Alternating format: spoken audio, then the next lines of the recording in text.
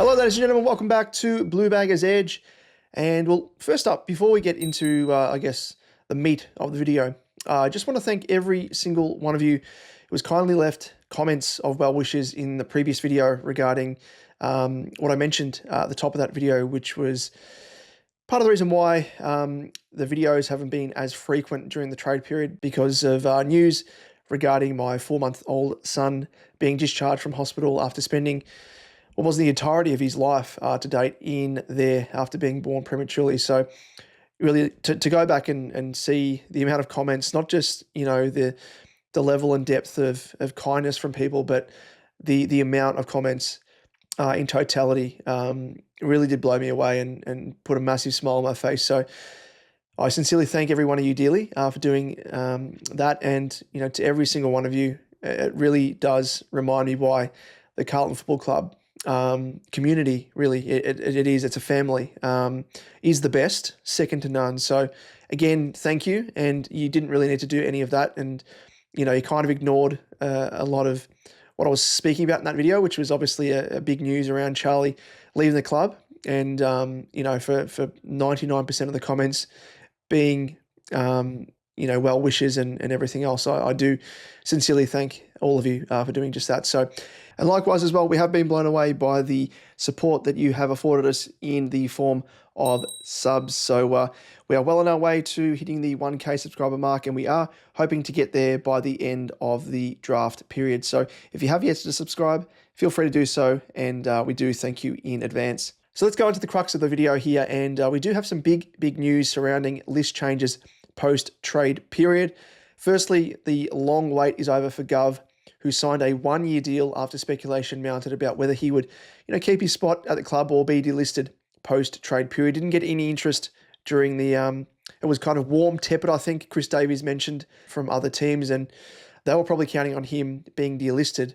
But, I think a lot of this has kind of transpired and very, very fortunately, I think, in terms of for Gov's situation, because Buku Kamas, of course, that was a trade that I think a lot of people thought would have gone through, and that fell through.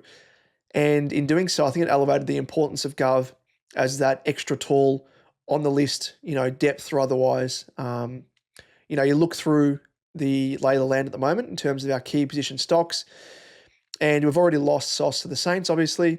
We've got Harry O'Farrell virtually out for 2026. With that ACL, and it leaves us rather exposed on a lack of talls in defence. Sure, we've got Harry Dean coming through, but it's a big ask for him to hold down a key defensive post in his first season whilst he adjusts to the speed of senior level and what's required and the seasoned bodies of opponents that he may have to match up against. And then you look forward of the ball, and we now have the conundrum of trying to fill the vacancy left by the departure of Charlie. And even though he's not there on our list anymore, we've kind of had to do just that over the past couple of years due to injury that he sustained, ankle, calf, hamstring, everything in between, really. And yes, we have Harry at full forward, but who lines up at centre-half forward? And during those times when Charlie wasn't available, we did see the likes of Brody Kemp fill in for either, Charlie or Harry as well, who's been out across the journey. Especially in 2024, there was a patch there that Kemp kind of, manned the fort, I guess you could call it, with both of those boys being out at various stages. And I think in those games, it was evident that he is more suited to playing as that third tall compared to being one of the, the two head honchos, if you will, up forward. And not to mention as well that he is obviously coming back from an Achilles injury. So a big ask for him to be doing that, but he's not that build, he's not that size, and he's not that sort of player to play a centre-half forward role. I think he's a really good leading target, and probably on his day, depending on matchup. I think in 2024 he tore the Eagles to shreds, but probably more speaks to the lack of defensive opponents that he was facing on that day. But I think he played against St Kilda, it might have been the week or two after, and didn't really have the same level of impact as he did in that game. So matchup dependent, but I think overall we can't really expect him to be lining up in a key post. And then, of course, we have Ashton Moyer, who isn't really a key forward either. So it's fair to say that we are rather light on for talls, and especially those players who can kind of hold down that spot in lieu of Charlie. And, we kind of a lot on for talls, maybe even more so up forward as opposed to down in defence. I think we're kind of light on in both areas now, but yeah, we kind of, without Charlie being there, it leaves a fair chasm, I think. But I think what we saw of Gov when he was thrown forward late in the season actually impressed me more than when he was actually down back. And not forgetting, of course, that we did bring him across from Adelaide under the proviso that he was going to be played up forward before circumstance really saw him switched into a full-time defensive role. So it's not foreign to him. He can play it. Much like Kemp, he played it during his junior years, but at senior level, Gov has shown that he can play at both ends. And whilst, he too probably isn't best fit to line up at centre-half forward, I wouldn't mind it really as a stopgap. And yes, it's totally not ideal, but if Harry or Kemp go down injured, again, both of these guys, Kemp is coming off an Achilles, as I mentioned, but, Harry as well, he's suffered various injuries. He's gone through the mental health battles as well. And we don't really want to be left high and dry with, two of our forward posts, our important post up forward, being vacated because we're going to be exposed greatly. And I know, what we saw in 2025 where we ran a whole host of small forwards. Again, it's matchup dependent, but I don't think it's sustainable. There are various games there where we played 4, 5, even 6 small forwards or, defensive smaller forwards. And I just don't think it works. And yes, if you were going to deploy that going forward, you still need those 2 key talls to man those spots. So all in all, I think retaining Gov is not just a calculated move. It's really a smart move in terms of our list makeup. And he may be nothing more than depth, but at worst on a downsized contract. So that's a big, asterisk here in this case, because he was on a really big inflated contract, well over the odds of what he probably was worth, and definitely compared to what his output was on game day. But, he's now on a reasonably sized contract, and, he could prove off the back of that to be valuable cover, depth, whatever you want to call it, depending on circumstance in season. So does he go down back? Maybe. Does he go up forward? Maybe. But it's just that flexibility that he provides as a player.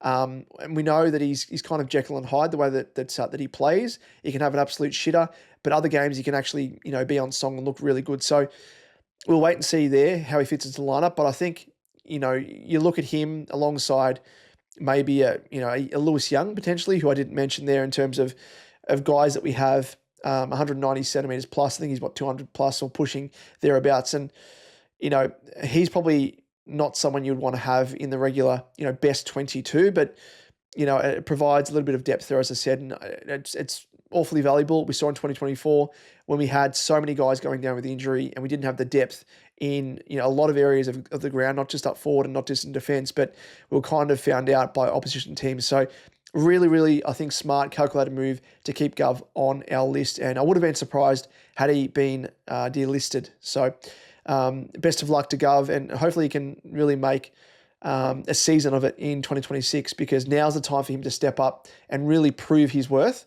And if he wants to, be given a contract into 2027 and beyond, now's the time as well. Bump up your price, your value, and put in the hard yards. And moving on now to some additional news, and it's been reported by Mitch Cleary that mid-season draftee Flynn Young has been rewarded with a 1-year contract and, showed great promise in 8 games that featured 5 goals, and 4 of which actually came in the final 2 rounds of the season. But for me personally, I think what impressed me the most was Flynn's knack or ability to have that really low penetrative laser-like kick, and the passes that he had inside 50 at various stages there to our leading forwards was so refreshing to see. I remember watching his highlights when we initially drafted him at the mid-season draft, and that's what the kind of made me a bit giddy, because I was like, this is what we need. We have so few players that have the ability to hit up,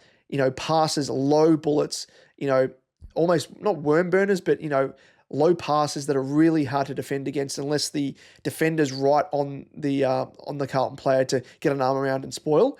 So you have those low penetrative passes, really, really, really, really valuable assets. So I'm super amped to have him again come around in 2026. And, it's that sort of kicking as well. It's awfully refreshing after seeing the ball bombed inside 50 countless times, time after time after time. And, he provides a bit of X factor in terms of that. So really, really good to see there. Meanwhile, as well, just to round things out in terms of the all over list management list changes, Mitch Cleary has also reported that Jaxon Binns has had the remaining year of his contract paid out and had his papers stamped. Bit of a surprising one on one hand, but then you think about it in terms of the list makeup and spots we have remaining as we head into the draft, probably makes a little bit more sense. So with Binnsy, he was drafted at pick 32 in the 2022 draft, and he went on to play a total of 8 games, 3 in 2024 and 5 in 2025, which speaks, I guess, to his limited opportunities that he had whilst at the club. And for me, just speaking personally, it's a bit of a shame to see him go, as I feel as though, there were times when he perhaps wasn't afforded the opportunity when he deserved it off the back of strong form in the VFL. But, it soon, I think, became apparent that the big deficiency in his game, which was his disposal and disposal efficiency, it's something that didn't improve over time and became a liability at senior level every time he made an appearance. He's got a career average of 59.6%, which rates as pretty poor. And, in a side, just in context of that, in a side that was ranked the worst for disposals and efficiency in 2025, it isn't a deficiency that you would want to be known for as a part of your game. So, you would hope that it would improve over time. He's only 20 years of age. That's one thing that's in my mind, just maybe give him an extra year. But, again, you think of the broader picture, and with the list spots super tight and needing to draft a minimum of 3 players as per the AFL rules, he becomes, I think, expendable in an area of the ground that we have depth as an outside mid or a winger, and is one of the tough calls that the club has made. Of course, Campbell Chess has come into the team as well, or will come into the team via West Coast, and he's virtually going to be filling a role there that, maybe Binnsy earmarked himself to try and carve out a spot at. But one thing that is, I guess, interesting, because there was murmurings that there were rival teams that were eyeing off Binns during the trade period. It didn't come. Now, just in context of that, there is word that Binns and the club came to a mutual agreement to part ways. And with the news in recent weeks that he was attracting, as I said, interest from rival clubs during the trade period, it might indicate another club has committed to taking him as a delisted free agent. So he's asked Carlton, can you delist me? And I will be picked up by a rival team as a delisted free agent. And I think the Eagles actually were reportedly one of the clubs that were keen. And of course, opportunity for games at the Eagles would be more likely compared to if he stuck around another season at Carlton. And again, just on top of that, broader picture, to be honest, with the, Jagger, of course, at full fitness, coming to the side for 2026, then accounting for the likes of Chesser, his inclusion, and, other players as well around that. It only really pushes, I think, Binnsy back in the midfield pecking order, and even the wing as well, with even fewer opportunities in the scraps he has already been afforded to date. But I think it must be said, in terms of Binnsy's contract, just want to make note of this, and the way that the clubs are handling contracts and have done it in recent times is something that has been a little bit of a sore point for me, a bit of a sticking point, because this, again, highlights another short-sighted move from the club, because they offered him 2 additional years on top of his existing deal back in 2023, which tied him to the club into the end of the 2026 season. All before, mind you, he had even played a senior game. So I'm all for giving guys an extra year off the back of, really good form in the VFL, and even more so if you're showing really good form at senior level. But for a guy to be given 2 extra years on top of the existing year that he had to stick around at the club without having even tasted senior footy and shown whether or not he's capable, I think that's a really short-sighted move. And it reminds me so much of when we actually signed Orazio Fantasia to a 2-year deal before he even played a game, of course, and we were forced to keep him on the list last season due to that. So again, hopefully the club has learnt from this and their dealings with contracts and being so willy-nilly with extensions and stuff. And I guess with the likes of Graham Wright and Chris Davies and whatnot now at the club, they'll be making sure to triple check contracts and rubber stamp things that really need rubber stamping, instead of just being, yep, I'll sign off on that without having clearly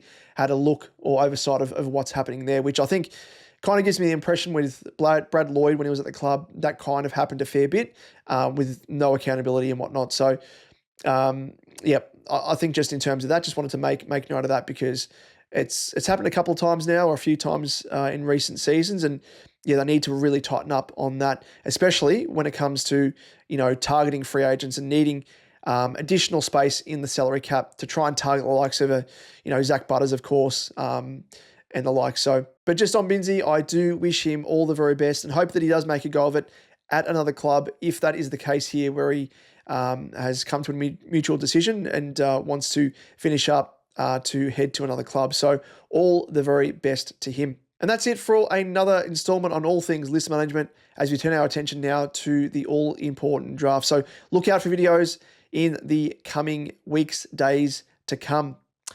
And with that, I'm off to get some much needed sleep, because let me tell you, with a newborn at home, that is non-existent. So thanks again for tuning in. Really do appreciate your company. And if you haven't yet subscribed to the channel, please feel free to do so to help us on our way to hit the 1K subscriber mark by the end of the draft period. So if you can help us with regards to that, just hit the subscribe button down the bottom there. That's all you need to do. Really do appreciate your company. And again, thank you all very, very much for the well wishes and kind comments in the previous video about my son. So thank you again, fellow baggers. And until next time, we'll catch you for the next one. Go Baggers. Have you ever heard